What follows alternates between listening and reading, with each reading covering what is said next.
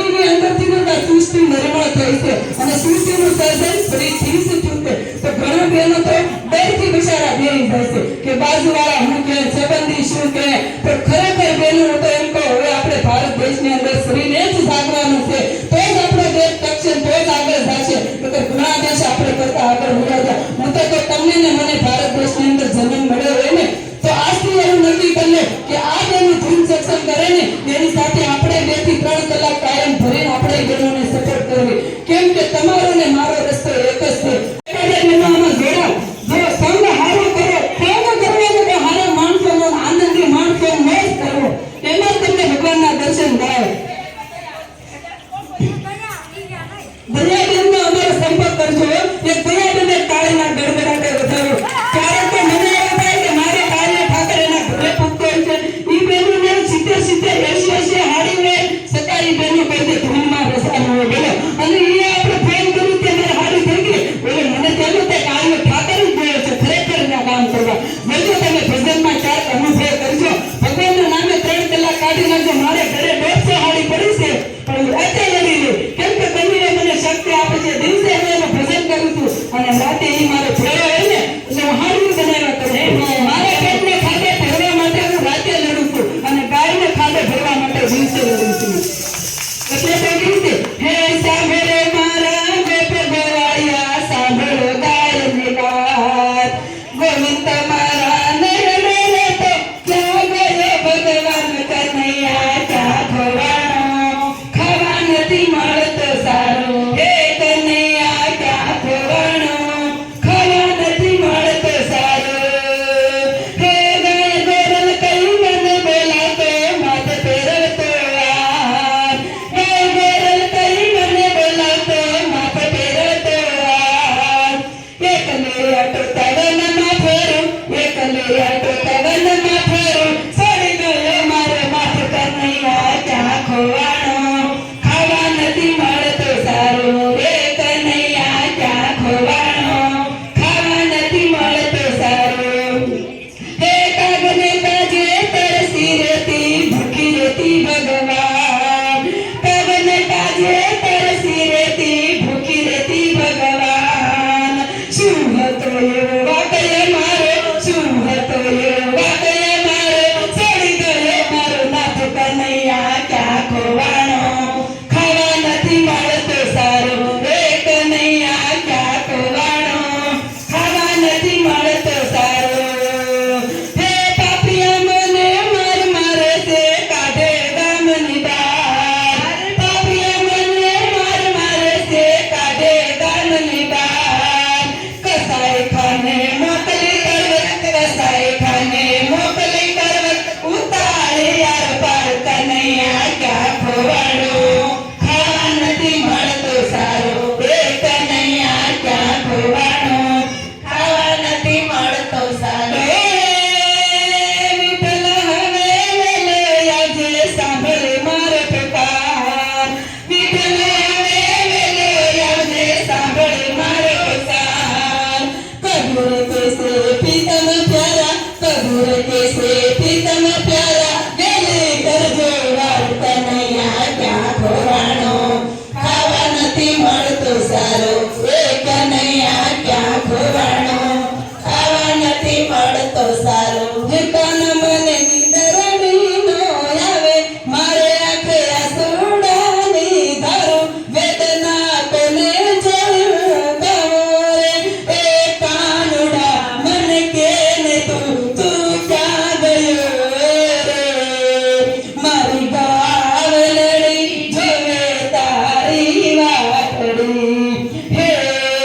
મારી માવલડી જોવે તારી વાટડી, હે મીઠાઈને દૂધે વાટને પાયા, ભૂખ્યા રાખી મને ના રે જાય, તને કેમ કપાય એની કયા રે, હે કાનુડા મને કે ને તું ક્યાં ગયો રે, મારી ગાવલડી જોવે તારી વાટડી. કૃષ્ણ ભગવાનને એવું કહેતો હોય, ગાય બિચારી પોકાર કરી કરીને કહેતી હોય કનૈયા તું ક્યાં ગયો એમ, કે આજકાલના માનવી તો મારા સામે નથી જોતા, પણ કનૈયા કાળા આંગણામાં રમતી હતી અને તું મારા સામે બેસતો તો તું ક્યાં મને મૂકી મળ્યો હતો, એટલે ફરિયાદ કરે છે. એટલે હું તો એમ કહું તમને જો સેવા મળી હોય ને તો સેવા કરે છે કેમ કે ગાયની સેવા કરવી બહુ દુર્લભ છે અમારા બહેનો સપ્તાહમાં પણ સેવા આપે છે હમણાં આપણે હનુમાન ચાલીસા આપીને 15 દિવસ અમારા બહેનોએ સખત સેવા આપી હતી પછી આ રમેશ ભરૂકે સપ્તાહ તૈયાર હતી ન્યાય ગૌધામ વાળા એ લોકોના સેવામાં હતા તો અમારા બેને 8 દિવસ ગૌશાળામાં સેવા આપી હતી બપોર વસાડે રોજ ગૌશાળામાં જઈ ગાયના પોતા કરી મીડિયા જોવો તો અમારા દરિયાબેન પાસે જોઈ બહેને અમારી સાથે હોય ની બેનને એકવાર પાળીના ગડગડાટે બતાવો કે આવો દયા હોય ને તમારી શેરી દયા ખરેખર અમારી શેરી આ લકી છે તમારી જ્યારે અમે ધૂમ કરી હોય ને તે અમારી ગાય માતા હરકે આંગડા લઈ જતી હોય અને ઘરે બસારી રહેતી હોય અને આજ તમે એના આંગડા ઘૂસો અને મારી ગાય બસારી હરક ભરી જતી હોય કેમ કે એના પેટનું ભરણ પોષણ પૂરેપૂરું તમારી સોસાયટીમાંથી નીકળે છે કે આખી નીરની ગાડી અમારે આવી જાય ને એટલું તમારું દાન હોય એટલે તમારું દાન ક્યારેય અધૂરું નથી રહેતું શિવ મંદિર એટલે જ આવા મંદિર નામ પડે નગર અમુક સોસાયટીના નામ એવા હોય પણ તમારું ભગવાને કે શિવનું નામ પાડ્યું છે શિવ હોય ને એના જીવ મળે નગર બાકી જીવ મળે નહીં ક્યાંય એટલે ખરેખર આ તો વખાણ નથી કરવા પણ એક નાથીમાંથી એક શબ્દ નીકળે છે વખાણ હું નથી કરતી પણ ખરેખર આ કાળિયો ઠાકર આવ્યો છે નકર મારું ગણું પણ આ કાળિયો ઠાકર હાજરી આપી છે ને એટલે તમારા સાહિત્યમાં અને હું તો કહેવા બાને મોક્ષ હસ્ત તમારે ક્યાંય નહીં જવું પડે કદાચ એનો જીવ આમ તેમ હશે ને તો આ થેટ ગાયના શરણોમાં ભૂગી જાય ને ગાયના દૂધડા એને ભરાય અને તપન ભેગા ગાયની દૂધમાંથી મિષ્ટાન થાય ને એ હું તો ખરેખર આ કાળિયો ઠાકર આ બાને ધૂળશે કેમ કે નાભીમાંથી શબ્દ નીકળે ને એ આશીર્વાદ થાક પેઢી સુધી તમારે એ ખૂટે નહીં અને માણસ કે ઉગે ને કોઈનો ઉગે થોડુંક કર્યું ને સાજુ તમે આજે લડશો બોલે દેવ માતાની એટલે ખરેખર કહું છું સમય આવે છે જજો હજી એક રોગ આવે છે ભગવાનને રોજ પ્રાર્થના કરો હે ભગવાન હવે થોડો તમારી પાસે સમય રહેશે હવે તારી નજીક આવું છે તો કોઈ સત્સંગનો ભેટો કરાય અને જજો સત્સંગથી જ તમે ઉભરાવ થાઓ અને ભગવાનના દરબારમાં ગાયો બાકી તારા મારી કરવાથી ખાડમાં ગાયો હીરો ઘસો ને તો સમકે પણ હીરાને કાદવારે ઘસવા જતી સમકે નહીં તો તમારું જીવન છે ને એ હીરા જેવું છે એને કોઈ સત્સંગી આરે જોડે એને કોઈ સત્સંગી આરે ઘસો એટલે આપણો આંખ ઉજળો થઈ જાય અને ભગવાન તેને સ્વીકારી લે ઉજળા માણે